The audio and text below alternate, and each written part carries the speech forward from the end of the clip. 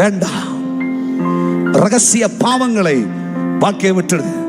வாட்ஸ்அப்புக்கு போகாத, வாட்ஸ்அப்பில் போய் அநியாய பாவம் செய்யாத, இன்ஸ்டாகிராம் போய் பாவம் செய்யாத, ஜாக்கிரதையாயிரு. உன்னை பரிசுத்தம் செய்து கொள்.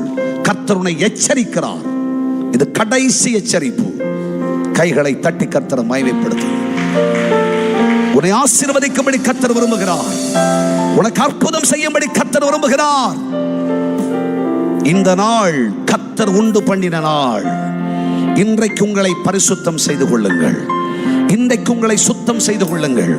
கர்த்தர் இந்த வினாடியிலிருந்தே அற்புதங்களை செய்ய போகிறார். இந்த வினாடியிலிருந்தே அற்புதங்களை செய்ய போகிறார்.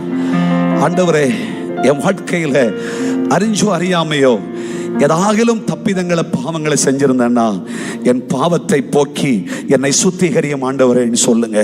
பாவத்தை நம்மை விட்டு அகற்றி நம்மை சுத்திகரிக்கக்கூடிய சக்தி ஒரே ஒரு சக்தி தான். அது இயேசுவின் இரத்தம். ஹல்லேலூயா. அந்த இரத்தத்தால பாவமர கழுகப்பட்டு இன்றைக்கு அன்பர் இயேசுவுடைய சொந்த ஜனமாய் மாறு. ஜனமே, உன்னை பரிசுத்தம் செய்து கொள்.